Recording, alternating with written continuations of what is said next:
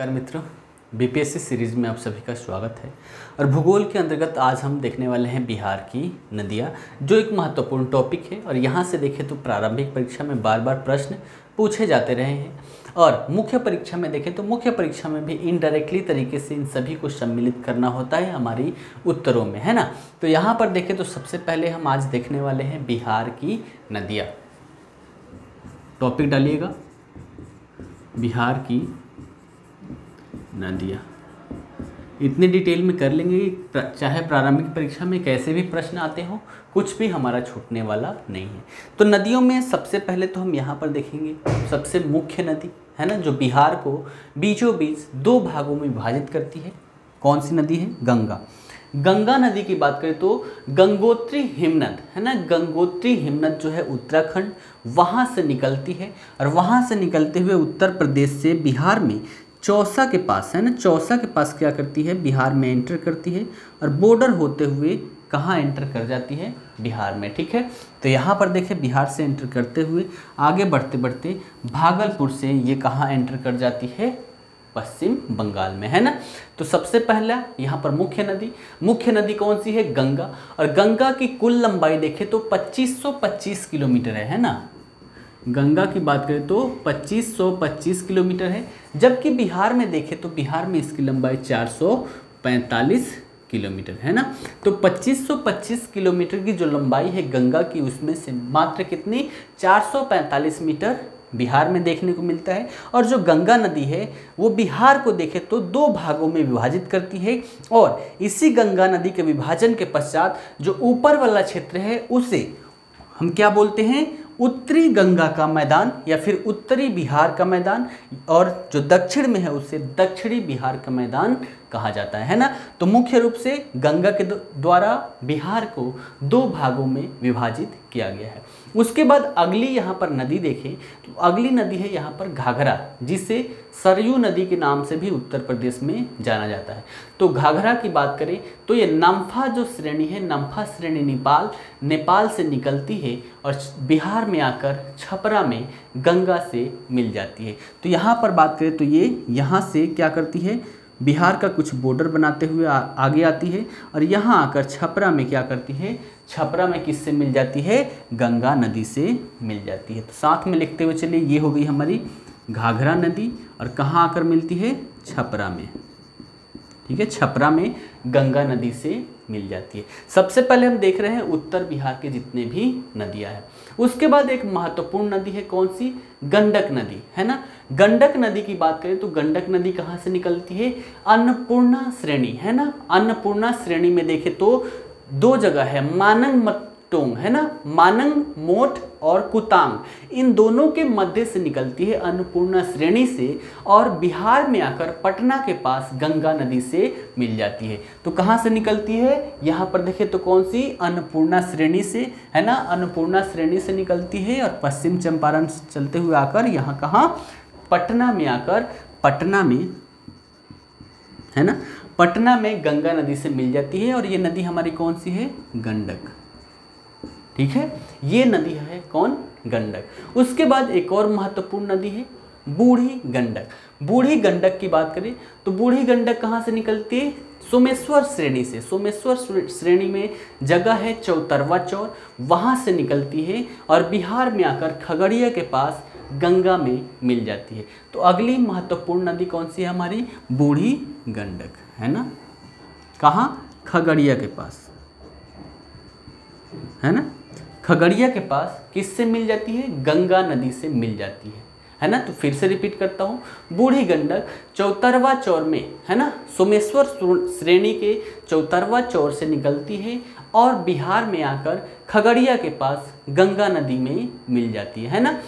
उसके बाद अगली यहाँ पर नदी देखें तो अगली नदी कौन सी है? बागमती। और बागमती की बात करें तो बागमती कहाँ से निकलती है? महाभारत श्रेणी नेपाल से, और बूढ़ी गंडक में आकर मिल जाती है, यानी कि ये क्या है? एक सहायक नदी है ना। कौन सी नदी है? बागमती। और बागमती की बात करें तो कहाँ से निकलती है? महाभारत श्रेणी नेपाल से निकलती है, और बूढ़ी गंडक में आकर मिल जाती है। उसके बाद एक और महत्वपूर्ण नदी देखें तो महत्वपूर्ण नदी कौन सी है हमारी? कोसी नदी है ना। कोसी नदी और कोसी नदी की बात करें तो ये हमारी हो गई कोसी नदी, है ना। कोसी नदी की बात करें तो ये कहाँ से निकलती है, सप्तकोशिकी नेपाल से, है ना।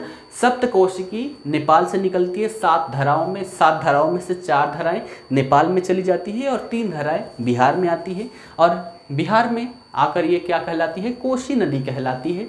तो सप्तकोशिकी नेपाल से निकलती है और बिहार में कुर्सेला के पास आकर गंगा नदी में मिल जाती है ना। तो बिहार में कहाँ, कुर्सेला, है ना,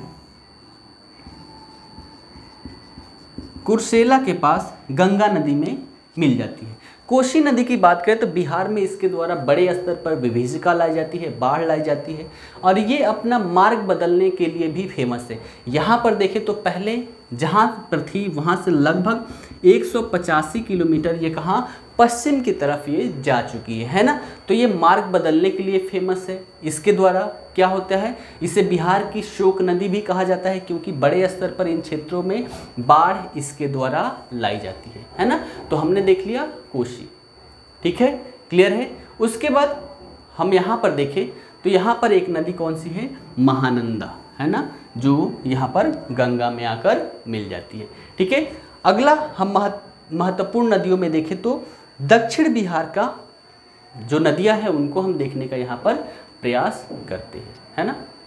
देखिए महानंदा की बात करें, यहाँ पर जो महानंदा नदी है तो महानंदा कहाँ से निकलती है, महाभारत श्रेणी, है ना। महानंदा महाभारत श्रेणी से निकलती है और कहाँ, मनिहारी के पास आकर, है ना, ये जगह कहाँ है, मनिहारी, मनिहारी के पास आकर किससे मिल जाती है, मनिहारी कहाँ है, कटिहार में, यहाँ आकर गंगा नदी से मिल जाती है। और ये हमारी कौन सी नदी है, महानंदा, ठीक है। उसके बाद हम दक्षिण में देखें तो दक्षिण में हम देखें तो एक सबसे पहले इधर से ही देखेंगे तो एक नदी है कर्मनाशा, है ना। कर्मनाशा की बात करें तो बिहार का बॉर्डर बनाते हुए आती है ना, कर्मनाशा नदी। और कर्मनाशा की बात करें तो ये आकर यहाँ गंगा नदी से मिल जाती है। कर्मनाशा की बात करें तो कहाँ से निकलती है, कैमूर से निकलती है। जगह का नाम देखें तो सारोदाग, है ना, सारोदाग से निकलती है और चौसा के पास आकर गंगा नदी में मिल जाती है। जगह कौन सी है, चौसा। तो चौसा के पास आकर ये गंगा नदी से मिल जाती है। नदी कौन सी है, कर्मनाशा, ठीक है। उसके बाद अगला महत्वपूर्ण नदी यहाँ पर देख सकते हैं सोन।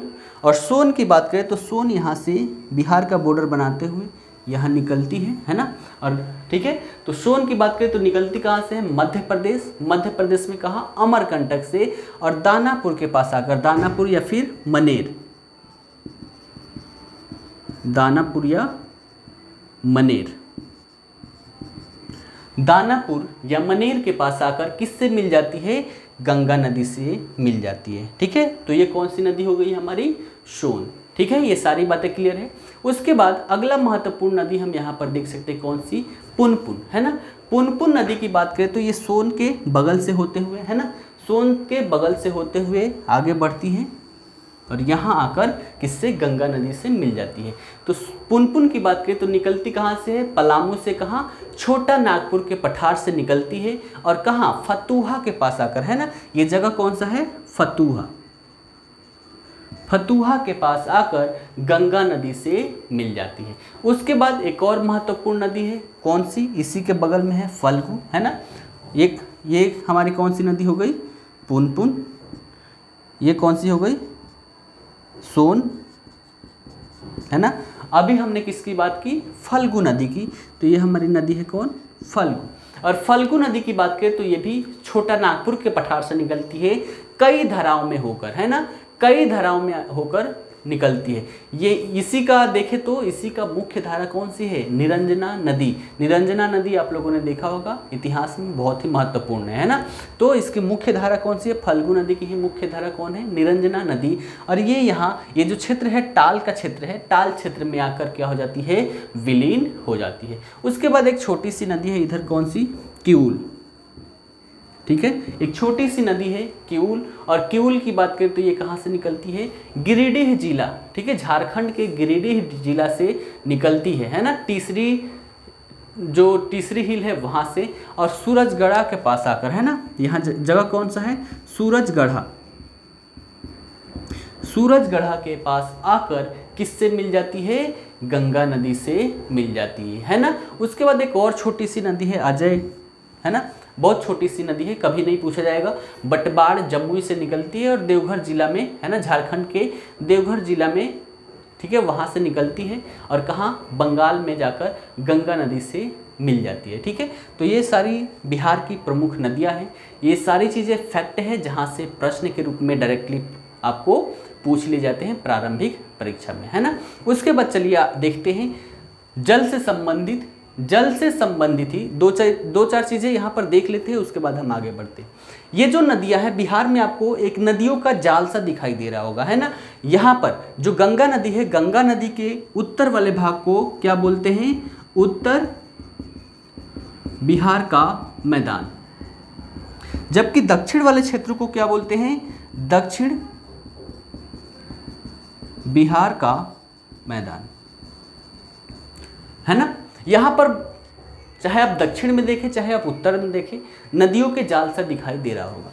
यहां पर अगर बिहार के उत्तर में देखें तो यहां पर क्या है, हमारा हिमालय है, और ये दक्षिण में देखें तो क्या है, पठार है। तो यहाँ पर देखें तो जो भी नदियाँ हैं जो उत्तर बिहार में हैं, उत्तर बिहार में जो भी नदियाँ हैं सभी हिमालय से निकल कर आती हैं, और हिमालय से निकलने वाली नदियों की एक खास बात होती है कि इसमें वर्ष भर पानी होता है, जबकि पठारी क्षेत्रों से जितनी भी नदियाँ हैं ये वर्ष भर पानी बराबर नहीं लाती। ये मौसम के आधार पर, जलवायु के आधार पर क्या होता है, इसमें पानी कम ज़्यादा होता है।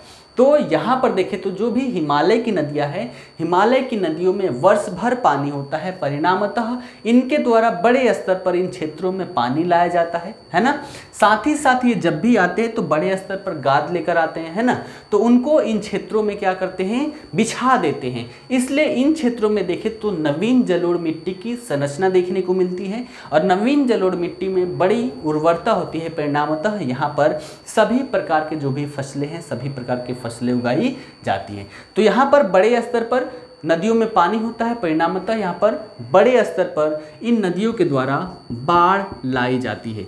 तो उत्तरी बिहार के मैदान की अगर देखें तो यहाँ की समस्या क्या है, बाढ़ लाई जाती है, यानी कि इन क्षेत्रों में बाढ़ आती है।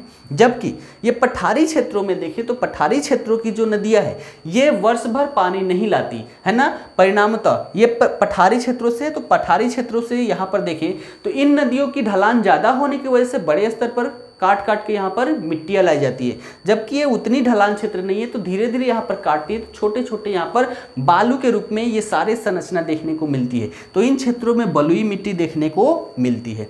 तो यहाँ से जो वर्ष भर पानी बराबर नहीं होता, परिणामतः एक तो बलुई मिट्टी है और बलुई मिट्टी की सतह पर पानी रुकता नहीं है, इसलिए ये क्या होता है, पानी जल्द ही नीचे चला जाता है, परिणामतः यहाँ पर सूखे की समस्या देखने को मिलती है। तो एक और जहाँ हिमालयी नदियों की वजह से उत्तरी बिहार के मैदान में बाढ़ की समस्या देखने को मिलती है, वहीं दक्षिणी बिहार की बात करें तो दक्षिणी बिहार में पठारी नदियां होने की वजह से यहाँ पर सूखे की समस्या देखने को मिलती है। प्रारंभिक परीक्षा में ये भी प्रश्न पूछा जा चुका है और मुख्य परीक्षा में भी ऐसे प्रश्न पूछे जा चुके हैं और आगे भी पूछे जा सकते हैं। तो ये सारी चीज़ें नदियों से संबंधित थी, इसलिए मैंने यहीं पर इसको बता दिया, है ना। उसके बाद यहाँ पर जल से ही संबंधित कुछ और फैक्ट है, वो भी यहाँ पर हम देख लेते हैं, है ना। चलिए, तो यहाँ पर देखें तो बिहार में बहुत सारे यहाँ पर गर्म जलकुंड देखने को मिलते हैं, गर्म जलकुंड, और ये देखें तो मुख्यतः प्रारंभिक परीक्षा के दृष्टिकोण से महत्वपूर्ण है। तो यहाँ पर देखें तो गया में देखें, मैं बोलता हूँ ऐड कर लीजिएगा, गर्म जलकुंडों में गया में कौन है, अग्निकुंड, है ना। मुंगेर में देखें तो खड़गपुर की पहाड़ी है ना, वहाँ पर देखें तो सीता गर्म जलकुंड, रामेश्वर गर्म जलकुंड, लक्ष्मण गर्म जलकुंड, ऋषि गर्म जलकुंड, उसके बाद यहाँ पर जन, है ना, भीम बांध, ये सभी क्या है, गर्म जलकुंड पाए जाते हैं। कहाँ, मुंगेर में। तो गया में एक है कौन, मुख्यतः अग्निकुंड। मुंगेर में खड़गपुर की पहाड़ी में मुख्यतः पाए जाते हैं कौन कौन से, सीता, रामेश्वर, लक्ष्मण, ऋषि, जन, है ना, भीम बांध, ये सभी गर्म जल कुंड है वो कहाँ, मुंगेर में पाए जाते हैं। जबकि राजगीर में भी गर्म जल कुंड पाए जाते हैं मुख्यतः। और यहाँ पर देखें तो कौन कौन सी, सप्तधारा, ब्रह्म कुंड, सूर्य कुंड है ना, उसके बाद मखदूम कुंड, नानक कुंड, गोमुख कुंड, ये सभी जो हैं ये राजगीर में गर्म जल कुंड पाए जाते हैं। तो गर्म जल कुंड देखें तो यहाँ पर ये धर्म से भी संबंधित है, लोगों की आस्था है, बीमारियों से निदान पाने के लिए यहाँ पर स्नान ध्यान के लिए जाते हैं। और साथ ही ये पर्यटन की दृष्टिकोण से भी महत्वपूर्ण है, लोग पर्यटन के रूप में भी यहाँ पर देखने के लिए जाते हैं। ठीक है, उसके बाद बिहार में कुछ जलप्रपात पाए जाते हैं, है ना, बिहार में कुछ जलप्रपात भी पाए जाते हैं। और जलप्रपातों की बात करें तो लिखते हुए चलिएगा। पहला यहाँ पर पाया जाता है ककोलत जलप्रपात, है ना, ककोलत जलप्रपात, और ये सबसे प्रसिद्ध है। ककोलत पहाड़ी में जो नवादा में स्थित है वहाँ पर पाई जाती है ककोलत जलप्रपात, जो सबसे प्रसिद्ध है। यहाँ की ऊंचाई देखें तो ऊंचाई इसकी कितनी है, 47 मीटर। लेकिन मुख्य रूप से जहाँ पर हमेशा पानी देखने को मिलता है, जहाँ से पानी गिरते रहता है, उसकी ऊंचाई कितनी है, 24 मीटर। तो पहला जलप्रपात हमारा कौन है, ककोलत जलप्रपात, जो सबसे प्रसिद्ध है और नवादा के ककोलत पहाड़ी में स्थित है। दूसरा यहाँ पर हम देख सकते हैं महत्वपूर्ण, दूसरा है सुखलदरी जलप्रपात, सुखलदरी जलप्रपात। और यहाँ पर देखें तो ये कहाँ है, कनहर नदी पर स्थित है और बिहार यूपी की सीमा पर ये पाया जाता है। जिले की बात करें तो कौन सा, रोहतास जिला। तो दूसरा हमने क्या देखा, रोहतास जिले में स्थित कौन, सुखलदरी जलप्रपात, जो कनहर नदी पर स्थित है और यूपी बिहार के बॉर्डर पर देखने को मिलता है। अगला जलप्रपात यहाँ पर हम देख सकते हैं धुआं कुंड जलप्रपात। ठीक है, धुआं कुंड जलप्रपात। और इसकी बात करें तो जो ताराचंडी पहाड़ी है, ताराचंडी पहाड़ी पर इसकी अवस्थिति है और वहाँ पर है काव नदी रोहतास जिले में, वहाँ पर धुआं कुंड जलप्रपात देखने को मिलता है। उसके बाद अगला महत्वपूर्ण जलप्रपात हम देख सकते हैं यहाँ पर दुर्गावती जलप्रपात, दुर्गावती जलप्रपात रोहतास में। और रोहतास में देखें तो जो मुख्यतः स्थान का नाम है वो कौन सा है, छान पापर, है ना, छान पापर नामक स्थान पर दुर्गावती जलप्रपात रोहतास जिले में देखने को मिलता है। उसके बाद मुख्य एक और देख सकते हैं यहाँ पर गुआरखुंड, है ना, जियारखुंड जलप्रपात, और ये फुलवरिया नदी पर अवस्थित है और जिले की बात करें तो भोजपुर जिले में। तो हमने यहाँ पर 5 जलप्रपात देखा जो मुख्य रूप से है, जहाँ से प्रश्न पूछे जा सकते हैं और पूछे भी गए हैं कि निम्न में से कौन सा जलप्रपात किस जिले में अवस्थित है। तो सबसे पहला ककोलत जलप्रपात नवादा में अवस्थित है, ककोलत पहाड़ी पर, जो सबसे प्रसिद्ध है। उसके बाद हमने देखा सुखलदरी जलप्रपात, ये कहाँ, रोहतास जिले में है, यूपी बिहार के बॉर्डर पर कनहर नदी पर स्थित है। उसके बाद धुआं कुंड जलप्रपात, ये कहाँ है, रोहतास जिले में, ताराचंडी पहाड़ी पर, काव नदी पर, है ना। उसके बाद हमने देखा दुर्गावती जलप्रपात और ये रोहतास जिले में है, स्थान का नाम हमने देखा छान पापर नामक स्थान पर ये अवस्थित है। और अंतिम हमने देखा जियारखुंड जलप्रपात, ये कहाँ है, भोजपुर जिले में, फुलवरिया नदी पर स्थित है। तो ये बिहार के मुख्य जलप्रपात हैं जहाँ से प्रश्न पूछे गए हैं। उसके बाद बिहार में देखें तो बिहार में कुछ झीलें भी पाई जाती हैं, महत्वपूर्ण झीलें हैं और महत्वपूर्ण झीलों से भी प्रश्न पूछे गए हैं, है ना। तो यहाँ पर देखें तो महत्वपूर्ण झीलों में सबसे पहला हमारा आता है कांवर झील, यहाँ से बार बार प्रश्न पूछे गए हैं। तो पहला कौन सा है झीलों में, कांवर झील, कहाँ है, बेगूसराय में, मझौल गांव में, है ना। कांवर झील बेगूसराय में स्थित है, मझौल गांव में। और ये क्या है, बर्ड बैंडिंग स्टेशन भी है ना। ये देखें तो एशिया का सबसे बड़ा गोखुर झील है ना, एशिया का सबसे बड़ा गोखुर झील। गोखुर झील क्या होता है कि जब नदियाँ जाती है ना तो धीरे धीरे वो अपना क्या करती है, मार्ग बदलती है, तो ऐसे टेढ़ी होती जाती है। एक समय काल पर इतना होता है कि ये बहुत ज़्यादा अपना मार्ग बदल लेती है ना, बहुत ज़्यादा मार्ग बदलती है। और एक समय काल पर ऐसा आता है कि इस मार्ग को छोड़कर ये पुनः सीधे ये मार्ग अपना लेती है ना, तो पुनः सीधे मार्ग अपना लेती है। तो यहाँ पर जो संरचना ऐसे बन जाता है, ये संरचना क्या है, गोखुर झील कहलाता है। तो एशिया का सबसे बड़ा गोखुर झील कौन सा है, कांवर झील झील है जो बेगूसराय जिले में मघौल गांव में स्थित है और यह एक बर्ड बैंडिंग स्टेशन भी है जहां पर प्रवासी पक्षी आकर निवास करती है। और मुख्यतः पक्षियों में देखें तो जो साइबेरियन पक्षी है, साइबेरियन पक्षी यहाँ पर आकर अपना क्या करती है, निवास करती है। उसके बाद दूसरा महत्वपूर्ण झील के रूप में हम यहाँ पर देख सकते हैं कुशेश्वर स्थान का झील जो दरभंगा जिले में है और स्थान के नाम देखें तो कुशेश्वर स्थान है। यहाँ पर भी प्रवासी पक्षी आकर निवास करती है और प्रवासी पक्षियों में यहाँ पर देखें तो मुख्यतः साइबेरियन क्रेन है वो, और पेलिकन डलमटिया जो प्रवासी पक्षी है उनका ये मुख्य रूप से क्या है, निवास है। तो अभी हमने क्या देखा, दो देखा, कांवर झील जो बेगूसराय जिले में मझौल गांव में क्या है, अवस्थित है और यह एक बर्ड बैंडिंग स्टेशन भी है जहां पर प्रवासी पक्षियों के रूप में जो साइबेरियन पक्षी है वो आकर अपना यहाँ पर निवास करती है और साथ ही ये एशिया का सबसे बड़ा गोखुर झील है। उसके बाद दूसरा हमने देखा कुशेश्वर स्थान का झील जो दरभंगा जिले में कुशेश्वर स्थान पर अवस्थित है और यहाँ पर भी जो प्रवासी पक्षी है जैसे साइबेरियन क्रेन और पेलिकन डलमटिया, ये जो पक्षियां हैं प्रवासी पक्षी, यहाँ पर उनका मुख्य स्थान देखने को मिलता है जहाँ पर ये निवास करती है। उसके बाद मुख्य झीलों में एक है हमारा घोंघा झील जो कटिहार जिले में मनिहारी में अवस्थित है। कौन, घोंघा झील, जिला कौन सा है, कटिहार मनिहारी।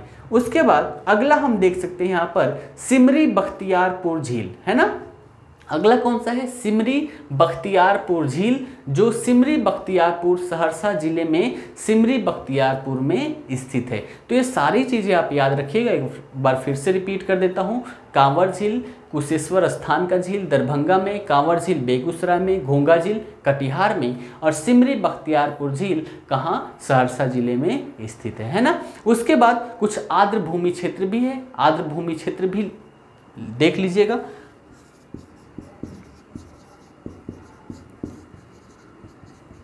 आर्द्र भूमि क्षेत्र की बात करें तो कांवर है, कांवर आर्द्र भूमि क्षेत्र बेगूसराय में है ना। उसके बाद यहाँ पर देखें तो बाधिला है वैशाली में और अगला देखें तो कुशेश्वर स्थान कहाँ, दरभंगा में। तो तीन आर्द्र भूमि क्षेत्र यहाँ पर मुख्य रूप से देखने को मिलते हैं, कांवर बेगूसराय में, उसके बाद बाधिला कहाँ, वैशाली में और कुशेश्वर स्थान दरभंगा में। तो जल से संबंधित हमने नदियाँ देख लिया, यहाँ पर गर्म जलकुंड देख लिया, जलप्रपात देख लिया, झील देख लिया, आर्द्र भूमि क्षेत्र देख लिया, ये सारी चीज़ें हमने यहाँ पर देख ली। ठीक है, तो आज के क्लास में आशा करता हूँ कि ये सारी चीज़ें समझ में आई होंगी। सारी चीज़ नोट डाउन कीजिए और इसको 2 से 3 बार देखिए ताकि याद हो जाए और इससे संबंधित जितने भी प्रश्न पूछे गए हैं उन सभी प्रश्नों को भी यहाँ से करने का प्रयास करें। ठीक है, तो चलिए आज के लिए इतना ही, फिर मिलते हैं अगले क्लास में।